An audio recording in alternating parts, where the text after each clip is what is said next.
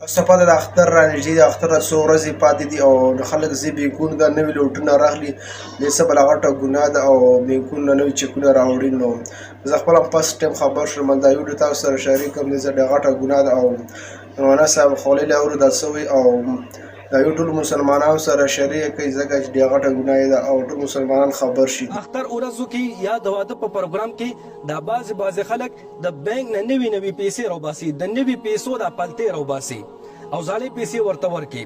خو دا خلک زړې پیسې بانک والا ته ډېرې ورکوي او بانک والا ورته بیا دا نوي پیسې چې دي دا لږې ورکوي. یعنی د 1200 په بدل کې ورته بانک والا 1000 روپۍ ورکوي یا د 1300 روپو په بدل کې ورته بانک والا نوي پیسې 1000 روپۍ ورکوي. نو آیا دا جایز دی کنه جایز دی؟ په دې کې ګناه شته کنه؟ څومره ګناه ده پکې؟ زموږ عزتمندو د دې ګناه نه کوس تاسو خبردار شئ، په دې بدن باندې مداوخته ودرېږي او تقریبا زموږ عزتمندو 80% خلک په دې ګناه کې لګیا دي زموږ عزتمندو. او کم قسمه ګناه ده زموږ عزتمندو، دا ګناه اوس تاسو وورئ او د دې بیا څلور خطرناک نقصانات دا بیا چې تاسو وورئ کنه زموږ عزتمندو په دې بدن مداوخته ودرېږي او په مسلمان به زموږ عزتمندو تاسو ته افسوس درشي چې دا مسلمان نن سبا کم حالاتو ته روان دی، کم طرف ته روان دی. نو زموږ عزتمندو داسې کول چې بانک والا ته ډېرې پیسې زړې ورکړي او ای درته لږې پیسې درکړي نوي دا سود دی زموږ عزتمندو. ځکه چې پیسې یو دي، اگر چې ته ورته زړې پیسې ورکړي ای تا ته نوي پیسې درکوي، ستا ډېرې دي هغې لږې دي، دا سود دی زموږ عزتمندو. پیسه یوه ده، شی یو دی، دا سود دی زموږ عزتمندو. او سود د دې نقصاناتو ته اوس وخت شي، د دې ګناهونو ته اوس وخت شي زموږ عزتمندو چې کم قسمه ګناه په دې باندې ملاویږي. څلور خطرناک ګناهونه دي زموږ عزتمندو. ټولو نه اولنی ګناه وایي کم انسان چې 1 روپۍ سود چانه ویشتو یا چاته 1 روپۍ سود ورکو، د انسان ته څونه ګناه ملاویږي؟ د یو قول مطابق دومره ګناه ورته ملو شه چې گویا د انسان خپل حقیقي مور سره 26 پیرې زنا وکړه. د دویم قول مطابق دته دومره ګناه ملو شه گویا د خپل حقیقي مور سره 14 پیرې زنا وکړه. د دریم قول مطابق کم انسان چې 1 روپۍ سود ورکو یا چانه 1 روپۍ سود ویشتو دته دومره ګناه ملاویږي چې گویا د خپل حقیقي مور سره 40 پیرې زنا وکړه.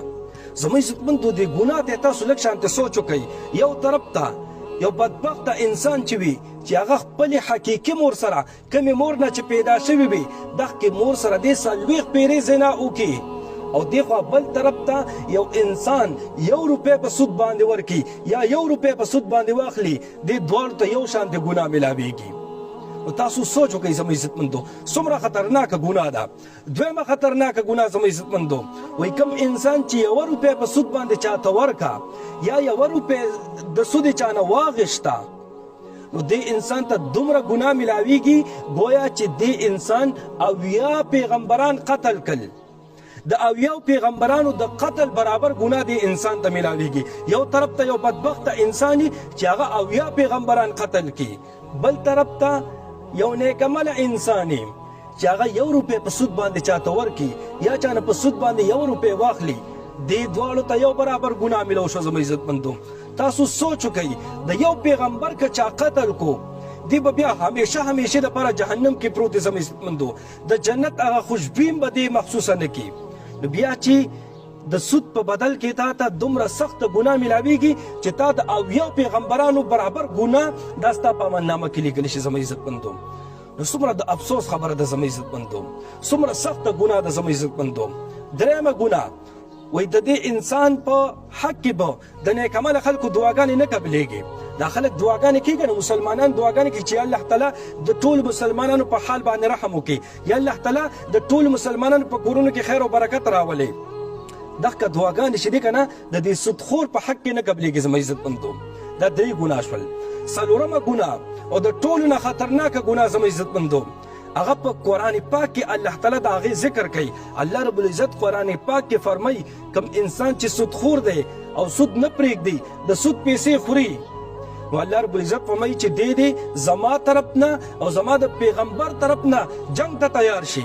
الله رب العزت د دې سودخور دپاره د جنگ اعلان کوي. زموږ عزتمندو نو الله رب العزت چې چاته د جنگ اعلان وکړي، الله رب العزت چې یو بنده دپاره د جنگ دپاره تیار شي، دا انسان به بیا کله خوشحالي صحیح کوي دی به ټول عمر بیا خوشحالي صحیح نه کوي دی به ټول عمر بیا غمونو آفتونو تکلیفونو کې ګرځي دی به ټول عمر پریشانو کې ګرځي زموږ عزتمندو دته به د زړه سکون میلو نشي دته به په زندګۍ کې خوشحالي میلو نشي زموږ عزتمندو برای کرم د دې شیز نه ځان مکمل وساتئ چې تاسو د اختر ورځو کې د بانک نه دا نوي پیسې راوباسئ او ځالۍ پیسې ورته ډېرې ورکئ دا سود دی زموږ عزتمندو که داسې څوک وي چې هغوی تاسو له برابر درکوي تاسو ورته ځالۍ پیسې زر ورکئ هغوی درته نوي پیسې زر درکړي بیا خو صحیح ده خو داسې هغوی چېرته کوي بینکونو والا داسې چېرته کوي هغوی خو تاسو نه به ډېرې پیسې اخلي ځالۍ او لږې پیسې به درته درکوي زموږ عزتمندو نو دا سود دی